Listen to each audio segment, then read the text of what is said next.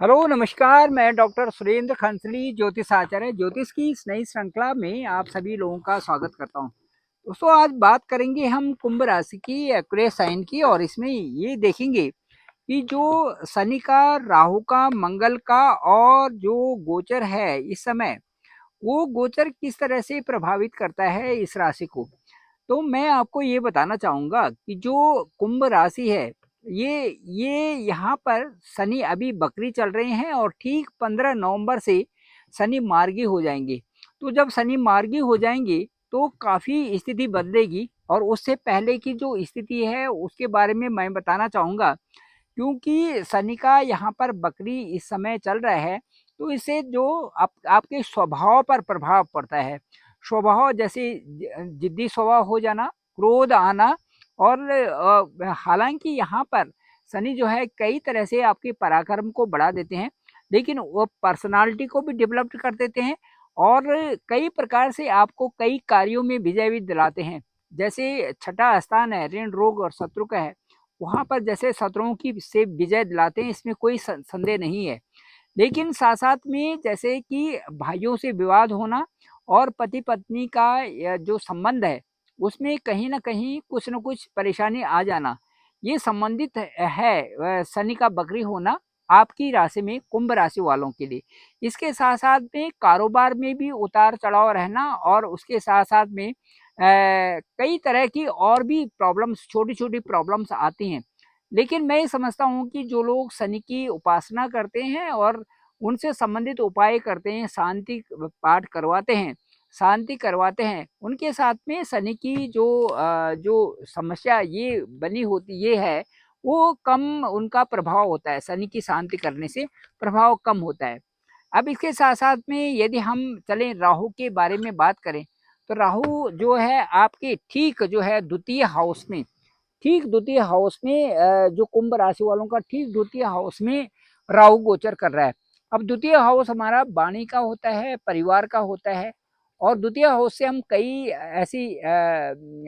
और ऐसी व्यवस्था देखते हैं जिसका कि हमारे जीवन में बहुत प्रभाव पड़ता है। अब द्वितीय भाव में राहु राहु का होना का मतलब ये है कि परिवार वालों से कहीं ना कहीं कुछ टकराहट सी बन जाती है उसमें।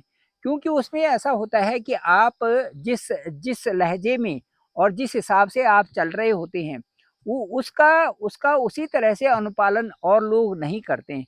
और कई प्रकार से कुछ चीज़ें ऐसी होती हैं कि जीवन की वास्तविक पड़ाव से संबंधित होती हैं और उनको और लोगों की समझ में वो ना आना या उनकी फिर अपनी ही जो समझ हो ना दूसरे लोगों की, उससे क्या होता है कि जो विचारों में एक समानता ना आना, विचारों में अलग अलग विचार हो जाना, ये ऐसी समस्याएं इस समय आ सकती हैं क्योंकि राहु आपके ठीक द्वितीय हाउस में इस समय चल रहे हैं। एक अशांति सा होना और इसके साथ साथ में जो राहु से, हालांकि राहु की जो दृष्टि है वो पंचम आपके छठे स्थान में होगी, तो जो ऋण, रोग और शत्रु हैं ये कम होंगे। लेकिन इसके साथ साथ में इस राहु से संबंधित भी जो दिक्कतें हैं वो मैं कहना चाहूँगा कि जैसे कारोबार में थोड़ा दिक्कत आना और शनि की तरह से राहु की भी शांति की जा सकती है। शनि की तरह से राहु की यदि शांति की जाए तो काफ़ी अच्छा प्रभाव पड़ता है और उससे जो है राहु भी शांत होते हैं और शनि भी शांत होते हैं।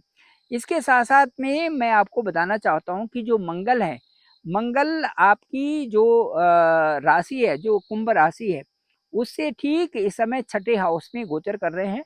और मंगल का वहाँ पर जाने का मतलब ये हुआ कि 20 अक्टूबर से मंगल वहाँ पर नीच के होंगे। तो नीच के होंगे तो कुछ प्रभाव वहाँ पर जो मंगल का है वो थोड़ा ये भी देखा जा सकता है कि जो वहाँ पर दोषों को तो दूर करेंगे, थोड़ा संतुलन भी बनाएंगे, लेकिन साथ साथ में जो वहाँ से संबंधित, जो छठे स्थान से संबंधित थोड़े रोग भी वहाँ से कुछ न कुछ इस तरह से होंगे जो कि आपके साथ में, जो जिनके बारे में आपको पहले से आभास हो जाएगा और आप उनको अच्छी तरह से समझ करके उनका समाधान कर लेंगे। इस तरह से मंगल जो छठे हाउस में होंगे तो उनसे संबंधित भूमि और वाहन में जो संबंधी है इनकी तो वृद्धि करेंगे। लेकिन साथ साथ में जो राहु से इसके साथ साथ में जो राहु से संबंधित दोष है उनका भी निवारण करेंगे बृहस्पति।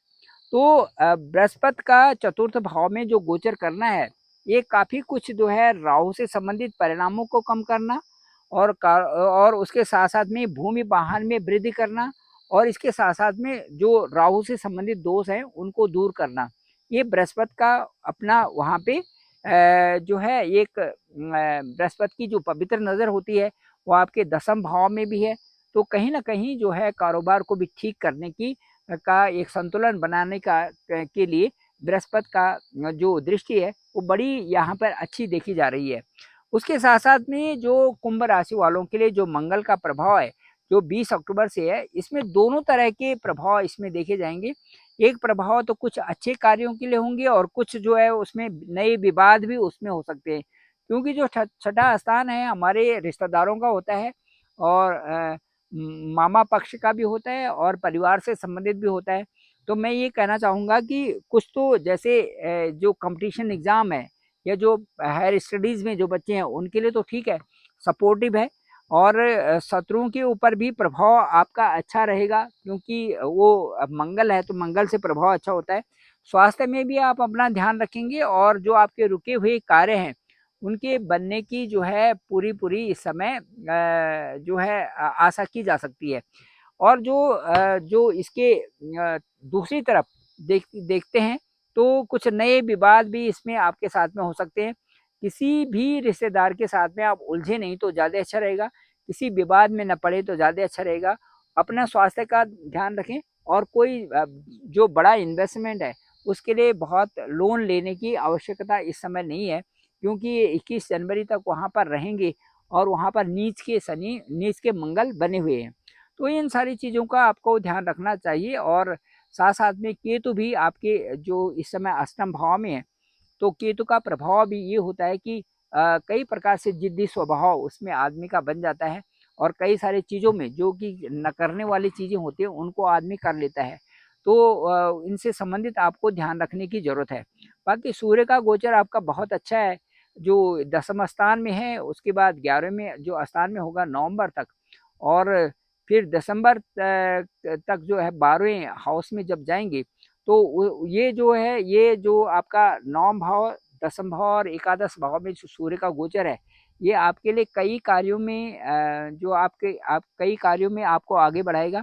जैसे राजकीय कार्य हैं उनके लिए भी, प्रमोशन से संबंधित है उनके लिए भी और को व्यापार से संबंधित कार्यों में भी सूर्य की अहम भूमिका आपके साथ में अक्टूबर नवंबर के महीने में रहने वाली है और दिसंबर के मिड तक बहुत अच्छी भूमिका आपके लिए सूर्य की होगी। तो इस तरह से ग्रह गोचर था और मैं समझता हूँ कि जो कुंभ राशि वाले हैं उनको अपने हिसाब से चलना चाहिए और जो अपने कार्य हैं उनको जरूर पूरा करें। उनमें यदि आलस्य करते हैं तो इनको उससे क्या होता है कि मन में ही विषाद उत्पन्न हो जाता है कि ये कार्य करने थे ये हो नहीं रहे हैं। तो इसलिए जो है अपने अनुशासन में रहें और ये समझें कि मेरा जो फोकस्ड है वो कार्यों के करने के लिए हो रखा है, इसमें यदि आलस्य करूँगा तो उससे मुझे काफ़ी परेशानी होगी। इसको बिल्कुल टारगेट बना के चले, इस जो लाइन मैंने कही है इसको टारगेट बना के चले और उसी पर चले तो काफ़ी अच्छा आपको आगे भी आपके लिए बहुत अच्छा होने वाला है। और नेक्स्ट जो साढ़े साथी का जो नया दौर होगा आगे 2.5 साल में, वो तो आपके लिए बेहद खूबसूरत है, क्योंकि धन स्थान में जो है शनि का गोचर होगा तो वहाँ पे धन स्थान में गोचर करने का मतलब ये है ये धन भी आएगा और बैंक बैलेंस भी बढ़ेगा।